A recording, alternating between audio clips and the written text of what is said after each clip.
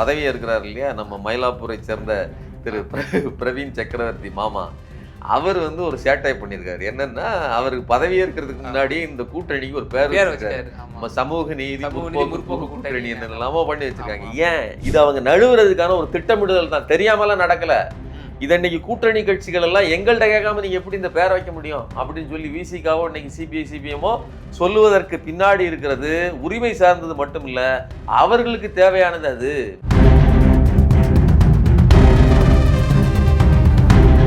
பாசிச பாஜகவை எதிர்த்து களமாடுவதற்கு தெம்போ திராணியோ அற்ற ஒரு தொடை நடுங்கி அப்படின்னு நாம விஜய ஆரம்பத்திலேயே வந்து விமர்சித்தோம். இன்னைக்கு அது புருவாதான் இல்லையா? உங்க கூட நிக்கிறாங்கிறதையே அவமானமாகவோ பிரச்சனையாகவோ கருதக்கூடிய ஒரு நபர் எப்படி இந்த நாட்டின் பிரச்சனைக்கு வந்து நிற்பார்? விஜய் ஒருபோதும் ஒரு சூப்பர் ஹீரோ கிடையாது.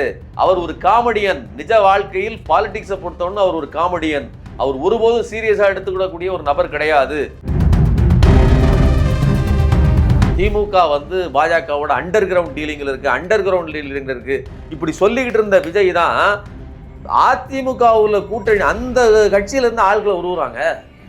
கொஞ்சமாவது உங்களுக்கு மனசாட்சி வேண்டாமா? அந்த கூட்டணிக்கு ஓட்டு போட்டவன் யாரு? காங்கிரஸ் ஒரு அரசங்கியா இருக்குது, இதுவும் ஒரு அரசங்கியா இருக்குது. ரெண்டும் சேர்ந்து ஒரு முழு சங்கியான ஒரு கூட்டணி. இது அங்க போய் மோடியை எதிர்ப்பதற்கு திராணி இல்லாம தான் கட்டப்பனையும் எட்டப்பனையும் விஞ்சிய உந்தன் துரோக செயலை மக்கள் மன்னிப்பதில்லைன்னு. மக்கள் மட்டும் இல்ல, திமுகவும் மன்னிக்காது. இப்போ யாருமே மன்னிக்க மாட்டார்கள். இந்த ராகுல் காந்தியினுடைய நடவடிக்கையை கண்டிப்பாக இதற்கு எதிர்வினையாற்றுவார்கள். அதனால எதிர்க்க வேண்டியது தேசிய கட்சியான ஒரு கட்சி மட்டும் இல்ல.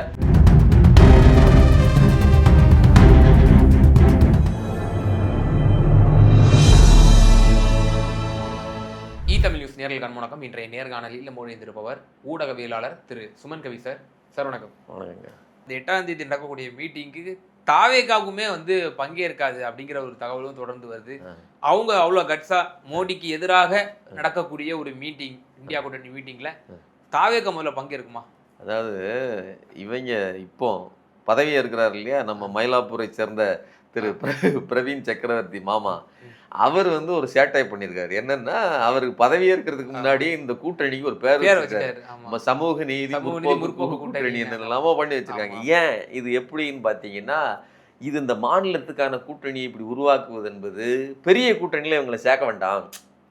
இது அவங்க நழுவுறதுக்கான ஒரு திட்டமிடுதல் தான், தெரியாமலாம் நடக்கல. இதை இன்னைக்கு கூட்டணி கட்சிகள் எல்லாம் எங்கள்கிட்ட கேட்காம நீங்க எப்படி இந்த பேரை வைக்க முடியும் அப்படின்னு சொல்லி விசிகாவோ இன்னைக்கு சிபிஐ சிபிஎம்மோ சொல்லுவதற்கு பின்னாடி இருக்கிறது உரிமை சார்ந்தது மட்டும் இல்ல, அவர்களுக்கு தேவையானது அது. விஜயை இதுல இருந்து தப்பி வைக்கிறது. பாசிச பாஜகவை எதிர்த்து களமாடுவதற்கு தெம்போ திராணியோ அற்ற ஒரு தொடை நடுங்கி அப்படின்னு நாம விஜய ஆரம்பத்திலேயே வந்து விமர்சித்தோம். இன்னைக்கு அது புருவாதான் இல்லையா? உங்க கூட நிக்கிறாங்கிறதையே அவமானமாகவோ பிரச்சனையாகவோ கருதக்கூடிய ஒரு நபர் எப்படி இந்த நாட்டின் பிரச்சனைக்கு வந்து நிற்பார்? தமிழ்நாட்டின் உரிமைகள் என்ன உரிமை என்ன பண்ணிருவீங்க? நீங்க காங்கிரஸுக்கு நீங்க கூட்டணியில் இருக்கிறீங்க, இந்தியா கூட்டணியில் வலுவாக போய் நின்று பேச வேண்டியதானே? நான் என்ன கேட்கிறேன், இன்னைக்கு திமுக விலகி இருக்கிறது உங்களுக்கு அது வாய்ப்பு தானே? தேசிய நீரோட்டத்தில் பாசிசத்தை வீழ்த்துவதற்கு, பாஜகவை எதிர்த்து களமாடுவதற்கு விஜய்க்கு கிடைத்த மகத்தான வாய்ப்பு இல்லையா? இதை பயன்படுத்தாம நீங்க வந்து பொட்டி பாம்பா உள்ள அடங்கி கிடக்குறீங்கன்னா எவ்வளவு நயவஞ்சகமான நடனம் இது. அதான் சொல்றேன், விஜய் ஒருபோதும் ஒரு சூப்பர் ஹீரோ கிடையாது. அவர் ஒரு காமெடியன். நிஜ வாழ்க்கையில் பாலிடிக்ஸை பொறுத்தவரை அவர் ஒரு காமெடியன். அவர் ஒருபோதும் சீரியஸா எடுத்துக்கூடக்கூடிய ஒரு நபர் கிடையாது. உண்மையிலே சொல்வதாக இருந்தால் இந்த சந்தர்ப்பத்தில் விஜய் தன்னுடைய ஹீரோயிசத்தை, தன்னுடைய என்ன சொல்றதுன்னா அதனுடைய வலுவை காட்டுவதற்கு வாய்ப்பு, அதை திட்டமிட்டு மறுத்திருக்கிறார். இது கடைசியில் எப்படி போய் முடியும்னு பார்த்தீங்கன்னா, இந்த ஜெகன்மோகன் ரெட்டி இருக்கார் இல்லையா, ரெண்டு பக்கம் ஆந்திராவில், அது ஒரு வினோதமான இதா இருக்கும். ரெண்டு பேரும் எதிர்கட்சியா இருப்பாங்க, மோடிக்கு அங்க ஆதரவு கொடுப்பாங்க. இது ஒரு வினோதமான, இது வந்து வினோதமானது மட்டும் இல்லை, இது ஒரு டேஞ்சரும் கூட. அந்த மாநிலத்துக்கு அந்த மாநில உணர்வுகளை, மக்களின் உணர்வுகளை குழி தோண்டி புதைக்கிற விவகாரம். நாளைக்கு பாஜகவுக்கு ஆதரவுன்னா இதே விஜய் கொடுக்க மாட்டாருன்னு ஒன்றும் சொல்ல முடியாது. பார்க்கறதுக்கு வெளியில தெரியும். ஆட்சி அமைக்கிறதுக்கு ஒரு முற்போக்கு முகத்தை, வேஷத்தை கலைக்கிறதுக்கு கொஞ்சம் நாள் எடுக்குங்க. அண்ணா பெரியார்லாம் சொல்லிட்டு வந்திருக்கிறேன், உடனடியாக நான் சங்கின்னு ஒத்துக்கிட முடியாது. ஆனால் காலம் ஒன்று வரும். இல்ல சார், அல்ல, அப்ப அல்ல. அந்த அளவுக்கு எந்த அளவிற்கு அவர் ஒரு சங்கியாக நிற்பார் என்பதை நீங்கள் பார்க்கத்தான் சார். போறீங்க. அப்படி எப்படி சார் போவாரு? உடன் காங்கிரஸ் வச்சிருக்கிறாரு, அவர் எப்படி போக முடியும்? திமுக தான் பாஜக நோக்கி நகருதுன்னு சொல்லி இப்போ அவங்க பிரச்சாரம் பண்ணிட்டு இருக்காங்க. இது ஒரு யுக்தி. அதாவது என்னன்னா, ஏற்கனவே அதாவது இப்படி வசவு பாடிய திமுக வந்து பாஜகவோட அண்டர் கிரவுண்ட் டீலிங்ல இருக்கு இப்படி சொல்லிக்கிட்டு இருந்த விஜய் தான் அதிமுகவுல கூட்டணி அந்த கட்சியில இருந்து ஆட்களை உருவுறாங்க. கொஞ்சமாவது உங்களுக்கு மனசாட்சி வேண்டாமா? அந்த கூட்டணிக்கு ஓட்டு போட்டவன் யாரு? பாஜக வரணும், புரியுதா உங்களுக்கு? நயினார் நாகேந்திர வரணும், இல்லை அண்ணாமலை வரணும்னு சேர்த்து ஓட்டு போட்டவன் தான். அவன் தான் சேர்த்து தான் இதுல எடப்பாடியின் வாக்குகள்லையும் அது இருக்கா இல்லையா? ஒரு தொகுதியில எடப்பாடி அதிமுகவின் வாக்குக்குள்ள யாருடைய வாக்கு இருக்குது? அவர்கள் வாக்கு இருக்கா இல்லையா? அப்போ நீங்க அப்படிப்பட்ட எம்எல்ஏக்களை வளைச்சி பிடிச்சி இளநீ இழுத்த மாதிரி, குறுக்கு செந்தல் இழுத்த மாதிரி இழுத்துக்கிட்டுறீங்களே, அது எந்த விதத்தில் நியாயம்? அப்போ நான் அங்க வந்து எனக்கு இன்னொன்று, காங்கிரஸ் என்ன சொல்லி கூட்டணி போனுச்சு? என்டிஏ கூட்டணியிலிருந்து யாரும் உள்ளே வரக்கூடாதுன்னு சொல்லிட்டு தான் போனாங்க. இப்போ ஏதோ நீங்க வந்து இன்னைக்கு இந்தியா கூட்டணிக்கு விஜய் வரலாங்கிறது இல்லை, ஆல்ரெடி அவர் என்டிஏ கூட்டணியில் தான் இருக்காரு. ஏன்னா அப்படி இல்லைன்னா இந்த குதிரை பேரம் நடக்கும்போது காங்கிரஸ் வீரியத்தோடு பேசியிருக்க வேண்டியதானே? அப்படி பேசின ஒரு எம்பியே இன்னொரு எம்பி எதிர்க்காரு. அதுதான் இன்னைக்கு இருக்கக்கூடிய காங்கிரஸ் சினாரியோ. நீங்க பார்த்துருப்பீங்க, ஜோதிமணி இதை கடுமையாக விமர்சிக்கிறாரு. இந்த குதிரை பேரம் நடக்குது, பாஜகவுடைய தன்மை தான், பாஜகவோட அப்படி அப்பட்டமாக பாஜகவை மாறி போச்சு இந்த தாவேகான்னு சொல்றாங்க. சொல்லும்போது நீங்கள் அது அப்படின்னு சொல்லி ஜோதிமணியை அடக்குகிறார் மாணிக்கம் தாகூர். அதை அடக்குறாரு. இப்போ எப்படி பார்க்கணும் அப்படின்னா, இவர்களே காங்கிரஸ் ஒரு அரசங்கியா இருக்குது, இதுவும் ஒரு அரசங்கியா இருக்குது, ரெண்டும் சேர்ந்து ஒரு முழு சங்கியான ஒரு கூட்டணி. இது அங்க போய் மோடியை எதிர்ப்பதற்கு திராணி இல்லாம தான் இதை பின்வாங்குறாரு. இந்த கூட்டணி முதல்ல இன்டாக்டா இருக்குமா? இப்ப திமுக கிட்டத்தட்ட 10 வருஷம் இந்த விசிகா கம்யூனிஸ்ட் கொள்கை ரீதியா ரொம்ப அழகா இன்டாக்டா கொண்டு போய் வெற்றின்னு இருந்தாங்க.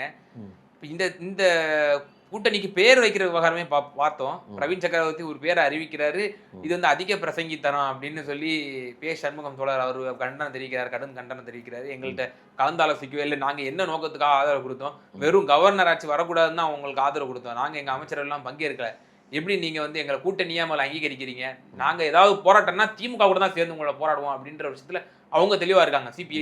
சிபிஎம் வீரபாண்டியன் அவர்களும் இதுக்கு கண்டனம் தெரிவிச்சிருக்கிறாரு.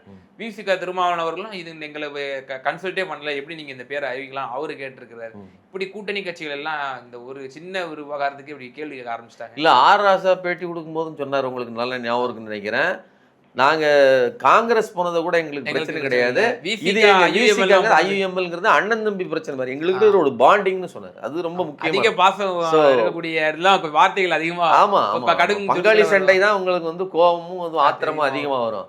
நீங்க யாரோ எவரோ எதுக்காக போறீங்க, எங்கள்கிட்ட ஒட்டுவம் இல்லை உறவும் இல்லைன்னா இங்க போனதை வந்து இந்த கூட்டணி இன்டாக்டா இருக்குமா அப்படிங்கிறது இந்த விவகாரத்துல கேள்வி. கண்டிப்பா இது கிடையாது, இது சந்தர்ப்பவாத கூட்டணி. இது எவ்வளவு பெரிய சந்தர்ப்பவாதம். இன்னைக்கு நடந்திருப்பது அமைச்சர் பதவிங்கிற எலும்பு துண்டுக்காக அல்லது பொறியில் வைக்கப்பட்ட வடைன்னு சொல்றேன். எலும்பு துண்டு கூட கிடையாது, பொறியில் வைக்கப்பட்ட வடைங்கிறத நான் முதல்ல சொல்லிட்டேன். வடை, அந்த வடை வந்து எலிக்கு உணவு கொடுக்குற, அதை வளர்க்கறதுக்காக வைக்கப்படுறது இல்லை, பொறியில உங்களை சிக்க வைக்கிறது. அதே மாதிரி விஜயை ஒரு முற்போக்கு சக்தியாக காட்ட வைப்பதற்காக நீங்க இவ்வளவு நாள் வரிந்து கட்டிக்கிட்ட அண்ணாவையும் பெரியாரையும் இந்த காரல் மார்க்ஸையும் இதையெல்லாம் கொண்டு போய் அடகு வச்சுட்டு கொடுக்கப்படுகிற ஒரு ஏமாற்று வேலை. சிறுபான்மையினர் அதே மாதிரி காகிதம் இல்லத்து இவர்களுக்கான அடையாளங்களை எல்லாம் கொண்டு போய் விஜய்க்கு கொடுக்கிற ஒரு டிரான்ஸ்ஃபர் பண்ணுகிற வேலை தான் இது. நீங்க இழந்திருப்பது என்பது உங்களுடைய முற்போக்கு முகத்தை, உங்களுடைய சித்தாந்த முகத்தை. அவர் பெற்றிருக்கிறது அது, அவற்றிலிருந்து கொடுக்கப்பட்டிருக்கிறது 2 அமைச்சர் பதவி. அதுவும் கூட உங்களுடைய இதுக்கு தகுந்த மாதிரி தான். நல்லா பார்த்துக்கங்க, பார்ப்பனருக்கு அவர்கள் வந்து எதை கொடுக்குறாரு? அறநிலையத்துறை கொடுக்குறாரு. அவன் எவ்வளோ விவரமாக பார்க்குறான் மாதிரி. நான் ஜாதி பார்க்கறது இல்லை, எதுக்கு, அதாவது இந்த கோயிலுக்குள்ள மணியாட்டுறதை தவிர வேறு எந்த வேலையும் அவர்கள் செய்ய மாட்டாங்க. அந்த முழு கோபுரத்துக்கும் வெள்ளை அடிக்கிறது யாரு? நான் பிராமணன். அந்த முழு கோபுரத்துக்கும் எலக்ட்ரீஷியன் வேலை பார்க்குறது யாரு? நான் பிராமணன். அந்த முழு கோபுரத்தையும் அந்த ஏரியாவையும் சுத்தம் பண்ணுறது யாரு? நான் பிராமணன்.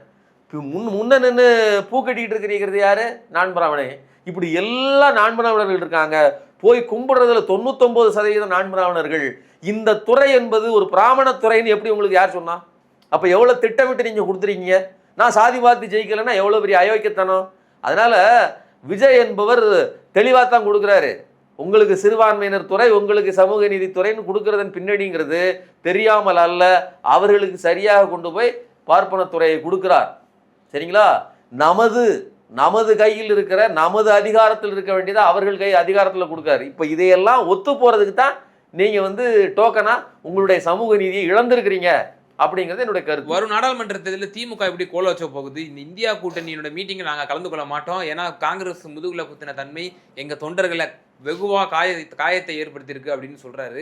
சொல்லிட்டு என்ன சொல்றாரு, அதில் கூட்டணி கட்சிகள் பார்ட்டிசிபேட் பண்றாங்க இல்லையா, அவங்க வைக்கக்கூடிய அந்த கருத்துக்களுக்கு எங்களுடைய ஆதரவுகள் இருக்கும் அப்படிங்கிற ஒரு கருத்தை கூடுதலா சேர்த்து சொல்றாரு. இல்ல அது என்னன்னா, உங்களுக்கு திரிணாமுல் காங்கிரஸ் இருக்குது, மொத்தம் அகிலேஷ் யாதவ் இருக்கிறாரு, பல்வேறு நபர் தேஜஸ்வி இருக்கிறாங்க. எல்லாருக்குமே காங்கிரஸ் முதுகுல குத்திருக்கு. நல்லா புரிஞ்சுக்கணும், தெரியாமலாம் இல்ல. நீங்க ஆனானப்பட்ட கெஜ்ரிவால்ல இருந்து எல்லோருமே காங்கிரஸால் பாதிக்கப்பட்டவர்கள்.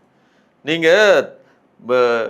பிஜேபி எவ்வளவு பெரிய ஒரு நாசகார சக்தியோ அதே மாதிரி கூட இருந்து உடன் இருக்கிற கட்சிகளே காலி பண்ற வேலையை இந்த காங்கிரஸ் செய்கிறது.